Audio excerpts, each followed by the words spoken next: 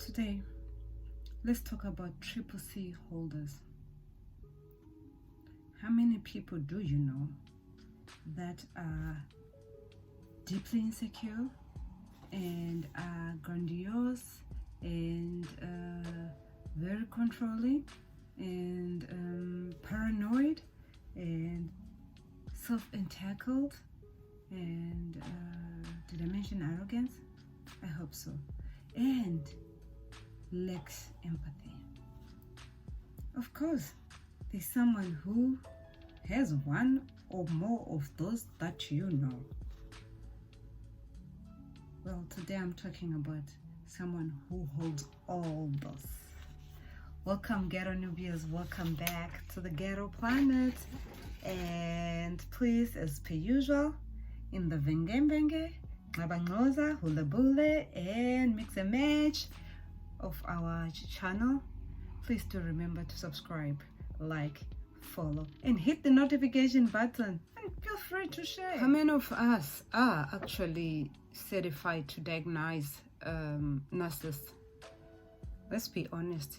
How many of you have made a diagnosis in regard to this term?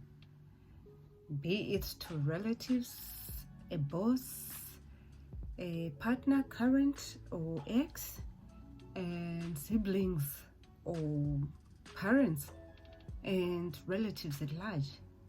Well, I'm gonna take my own and own it. Trust me, I have labeled someone or some people with that term. At first it was loosely, and then after a while, when I recognized that it wasn't just me who was using it, but a lot of people were using that label, I realized that it was not on, and I had the opportunity to go and apologize to that one person that I actually called that with. And since then, I don't use the term loosely, and also as a certified mental illness worker, I've told myself to refrain from dropping any term loosely because they're harmful. It is harmful to others and it's hurtful to others. All right, and today we are talking about triple C holders. What does that mean? What does that entitle? It entitles charmer, charismatic, and confidence. All three are good qualities to have as a human being, but then when they are now extreme, that's then where we meet our narcissist. That group holds all those three in an extreme way, and those who are specialists in this topic, some of them have outright come out to say be wary of anyone who's extremely confident, extremely charming, extremely charismatic. And by so saying, it's like with all three being exhibited, or even one, start looking for red flags there. And well, with that said, please, let's be mindful about terms, not just the narcissist terms, but all of the terms we usually use on others. Do remember when I'm saying that be wary of extremely charming, extremely confident, extremely charismatic. Those are not my words. Those are a specialist's words. Unless you are a qualified, trained someone, please refrain from it. Just because I read about it a lot, just because I'm eager to learn about it, and just because I acknowledge the existence of this group, it doesn't make me the right person to label someone with that word. Do these people exist? Hell yeah, they're all around us. Like I mentioned in at the beginning, they are our bosses, they are our relatives, they are our siblings, they are our lovers or partners, whatever term suits you in your relationship.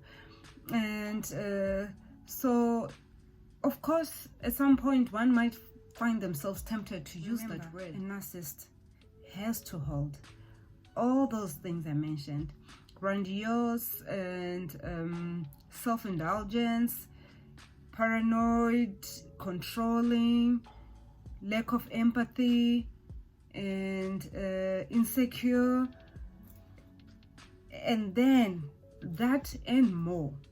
Their history, how did they grow up, where do they come from, what factors contributed to that, all those things come into play. Another big thing I want to point out is that most of the times the narcissist is a product of narcissism being done on them. So once upon a time they were victims as well. Some of you, just like me, might be wondering, but where did it all go wrong for them to become now what they've always not wanted to be? In my little peace of mind, I want to think that it could be because they were trying so hard to not become what they hated, so much that they became that. Or it could be the fact that they've lived this so much, so they don't know any other way of living or surviving, because that's what they're familiar with. That's what they got to know as being normal. Sometimes it's necessary to question our norms. When you think a norm is not conducive for the times we're in, don't just challenge it. Come up with this. Whoever comes forth and tells us about some narcissistic person, we need to take them serious, because they're not making it up. But it could be that they might be going too far by naming them that without a diagnosis. Chances are very high they've seen some of the traits that I've mentioned so far, so much that they've come to believe that this person is that, because most likely this person has been going on and on with that kind of behavior. But again, I am saying, listen to the victim when they come, or listen to anyone who says that when they come to you. Don't just count them out. Don't just disregard them because they are not qualified to label someone that. Remember, there is always a fire where there is smoke. Just let's also think of the victim. They are the hardest hit in this dynamic. We're talking of narcissists. There is another type of narcissist, and that, I'm afraid to say, can be very dangerous, because we tend to not notice, or we tend to make excuses for them. And these are the covert narcissists, the ones who play the victims a lot. And also another characteristic that they exhibit is that they blame everyone but themselves. Everyone else is to blame, never them. And then they also tend not to take responsibility. I mean, what do you expect from what I've already mentioned about them? So yeah, that's part of their traits as well. And one other one that's very interesting, this is the fact that their entitlement is subtle. You might miss it, or you might see it, but still go on to excuse their behavior because you're thinking you are dealing with a victim. So yeah, enough about narcissists, and now let's look at the victims. The victims, they are also different types. They are the ones who have managed to escape the hold of the narcissist. And it's not easy to escape a narcissist. Literally, it's escaping an abuser, which is not easy, and we know it. Victim who manages to escape is a very lucky one. So now let's give them the respect and the ear and the support that they need. Let's not be there judging and asking, why did you stay this long? Let's not be thinking, are you sure this person? And most of the times us as the outsiders will be thinking, are you sure this nice guy or nice female you're talking about is the one that we know? Because trust me, narcissistic people, they can be too fast, unless they've hit rock bottom, whereby they are not hiding their narcissistic ways to the world. But usually they'll be this person when they're with you, and another person outside in the world, a very charming person, a very lovable and likable person, actually, so much that when the victim escapes that, there is questions of, are you sure? Again, let's support them, let's hear them out, and let's respect them. And in supporting them, let's bear in mind that they need healing. So let's not be the people who are gonna slow down their healing. Let's not be the people who are gonna interfere with their healing. Let us let the process take its course. Then there is another type of victims, the ones that stay. Some of them already went in knowing the red flags, but telling themselves that they are gonna make that person change, and then end up there and caught up there for the long haul.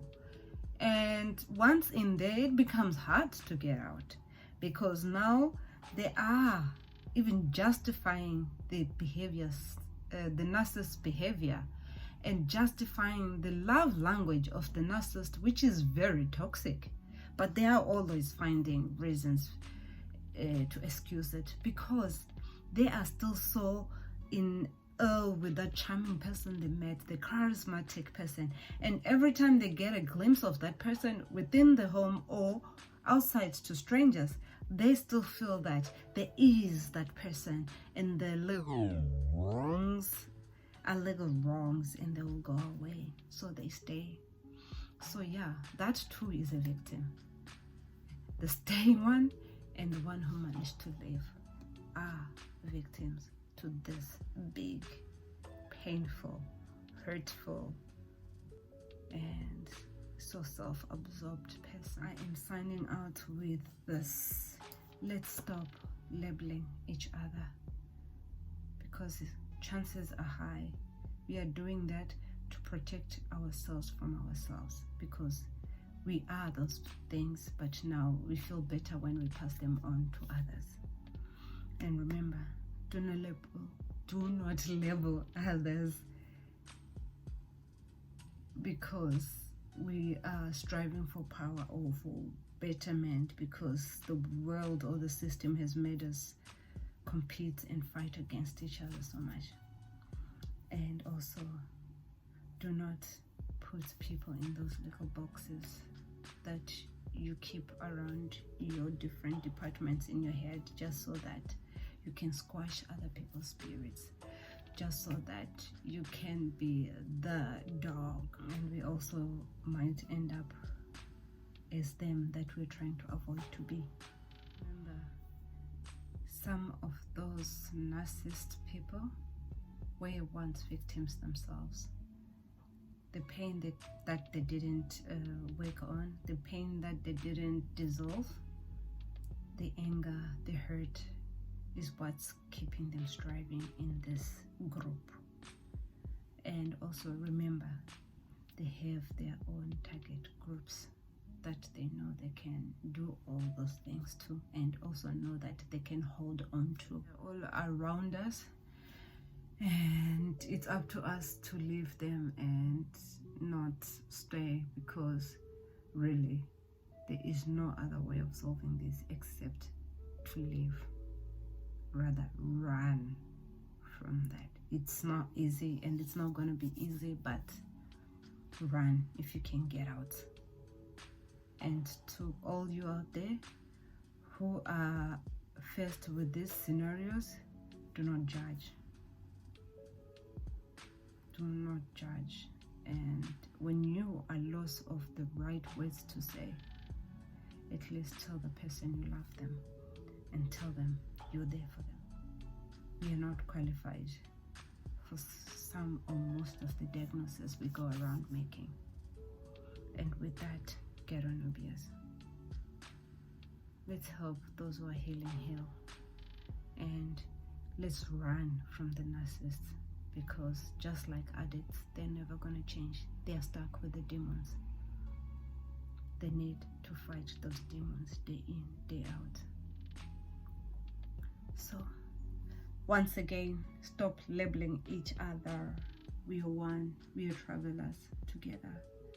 Ghetto Nubians, please don't forget to subscribe, like, and comment, and educate me down below. See you again next week.